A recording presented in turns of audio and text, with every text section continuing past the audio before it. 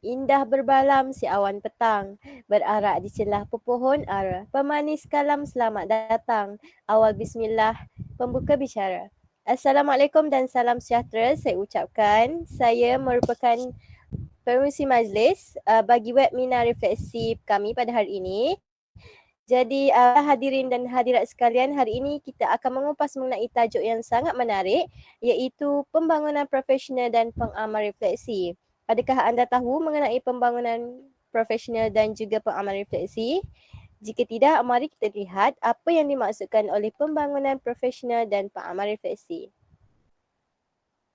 Baiklah, pembangunan profesional ia merupakan satu aktiviti dan juga proses yang direka bentuk bagi mengembangkan kemahiran pengetahuan profesional dan sikap pendidik agar mereka berupaya meningkatkan pembelajaran murid.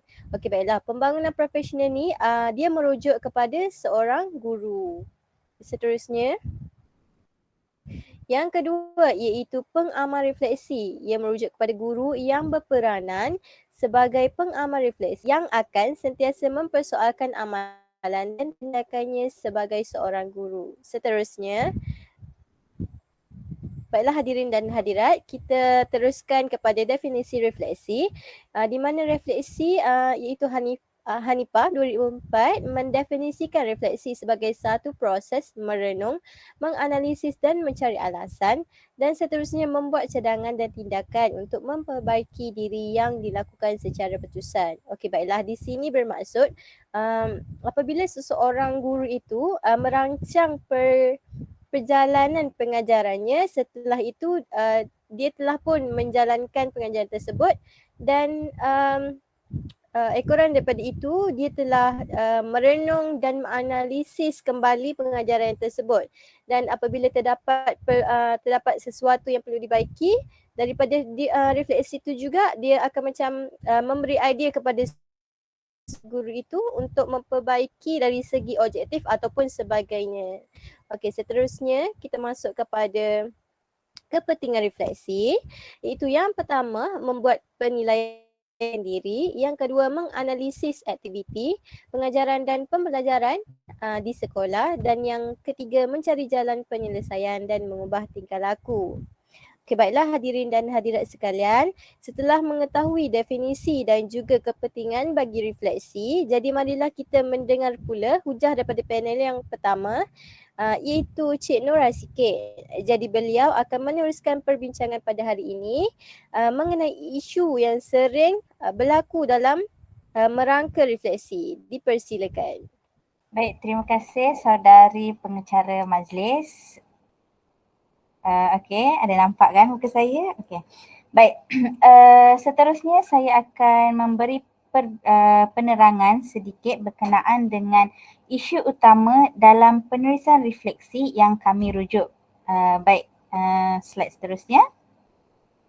Baik, hadirin sekalian, yang terpapar di ruangan skrin sekarang adalah berkenaan dengan satu refleksi yang kami rujuk, yang mana isu yang kami timbulkan adalah mengenai penulisan refleksi ini tidak menjelaskan objektif dengan terperinci. Jika kita lihat refleksi yang ditulis, 8 daripada 10 murid dapat mengetahui cara untuk bermain permainan teka siapa saya, mencekup bola dan Simon berkata. Murid yang mencapai objektif dapat mengikuti renggangan mengikut langkah yang betul. Murid yang tidak dapat mencapai objektif kerana tidak memberikan tumpuan yang sepenuhnya. Hal ini kerana murid suka mengusik rakan yang lain. Hadirin sekalian, di sini kita dapat lihat pengamal refleksi ini tidak begitu menjelaskan secara terperinci apa sebenarnya objektif daripada pengajaran ini.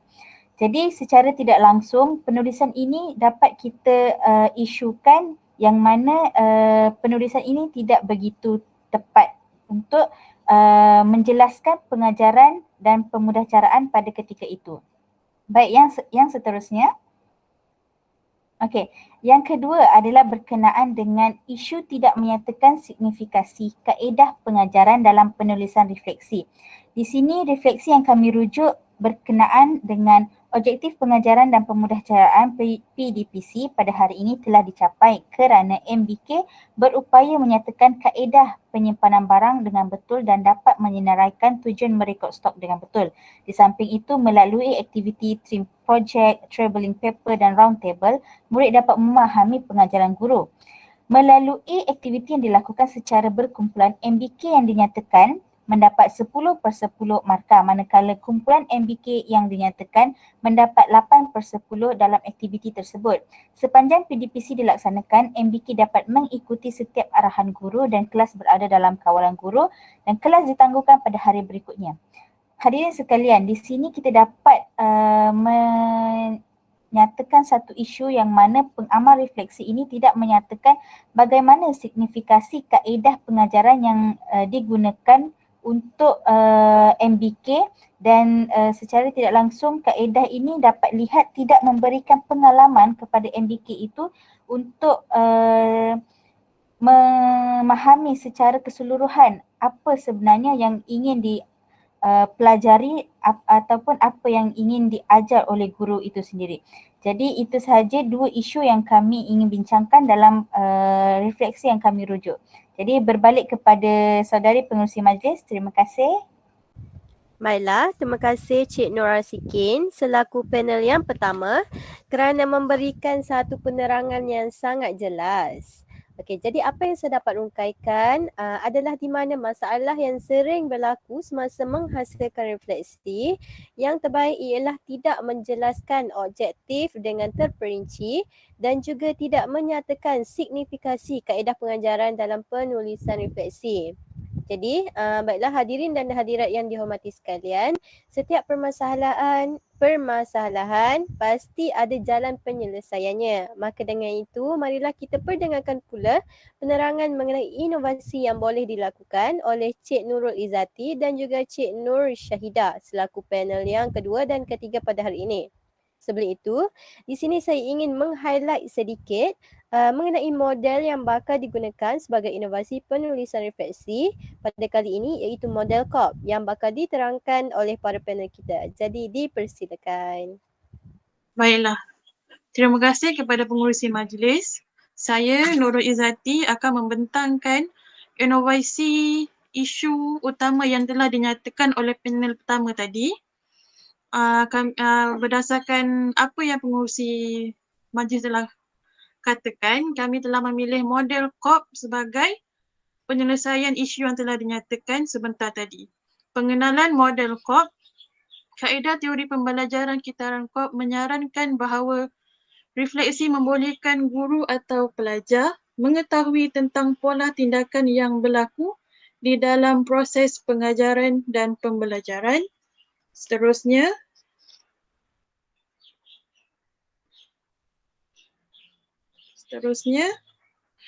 berikut merupakan pola tindakan proses pembelajaran dan pengajaran. Yang pertama, concentrate experience, iaitu kita akan mengalami pengalaman baru dalam sesi PDPC. Yang seterusnya, reflective observation, iaitu kita akan kaji dan lihat apa yang kita dapat daripada pengalaman pengajaran yang telah dibuat. Yang seterusnya, abstract conceptualization, iaitu kita akan teroka dan kita lihat daripada pengalaman yang kita dapat daripada pengajaran yang telah dilakukan setelah kenal pasti kekurangan daripada pengalaman pengajaran yang telah dilaksanakan. Maka yang terakhir kita akan lakukan active experimentation, iaitu kita akan rancang dan aplikasikan penambahbaikan daripada refleksi yang lebih baik. Okey, seterusnya, saya akan huraikan inovasi bagi isu yang pertama, iaitu tidak menyelesaikan objektif yang jelas. Berikut adalah refleksi yang salah kiranya. Okey, seterusnya. Okey, berikut merupakan refleksi yang baru yang telah saya inovasikan, iaitu Sebentar. Okey, berikut merupakan inovasi refleksi yang baru. Saya telah menyenaraikan pengenalan, kebaikan, kelemahan, penambahbaikan, kesimpulan. Pada bahagian pengenalan, saya huraikan berkaitan dengan tajuk, kategori murid, bilangan murid, subjek mata pelajaran dan masa yang dilaksanakan sesi PDPC. Di bahagian kebaikan, saya akan ulas salah satu iaitu membincangkan tentang kekuatan yang dikesan iaitu bahan bantu mengajar yang baik. Kita di sini akan huraikan jenis bahan bantu mengajar yang mampu mendatangkan kesan yang positif kepada murid bagi kita tahu yang sesi PDPC yang kita laksanakan berkesan. Antaranya adalah muzik, murid berminat dengan muzik menyebabkan murid dapat mengikuti sesi PDPC dengan baik. Seterusnya, kelemahan. Dari segi kelemahan yang saya akan ulas salah satu iaitu penggunaan intonasi yang kurang bersesuaian, iaitu silap guru sendiri, iaitu menyebabkan murid tidak mendengar arahan dengan baik dan intonasi yang digunakan oleh guru terlalu lembut menyebabkan murid tidak tahu yang guru sedang memberi arahan yang harus murid patuhi. Okey, seterusnya penambahbaikan. Berdasarkan kelemahan yang kita lihat tadi, guru haruslah bijak menggunakan intonasi suara bersesuaian dengan situasi. Jika seseorang guru ingin memberi arahan, guru haruslah menggunakan suara yang kuat dan tegas bagi memastikan murid dengar arahan yang diberikan oleh guru. Seterusnya, isi yang terakhir ialah kesimpulan. Kesimpulan di sini saya membincangkan lebih terperinci bilangan murid yang murid yang mampu mencapai objektif dan tidak mampu mencapai objektif. Okey, baiklah. Sekian saja daripada saya. Seterusnya saya akan serahkan kepada panel yang seterusnya yang akan membincangkan isu yang seterusnya. Sekian, terima kasih. Baiklah, terima kasih kepada panel yang kedua tadi iaitu Cik Izzati kerana telah menerangkan isu yang pertama dan juga pengurusi majlis. Baiklah, saya akan meneruskan kepada isu yang kedua yang telah dikupas oleh panel yang pertama tadi, Cik Nur Hasikin. Okey, baiklah, isu yang kedua yang dinyatakan adalah tidak menyatakan signifikasi kaedah pengajaran dalam penulisan refleksi. Baiklah, kita boleh lihat kepada pengenalan. Di sini saya akan menerangkan pengenalan, kebaikan, kelemahan, penambahbaikan dan kesimpulan.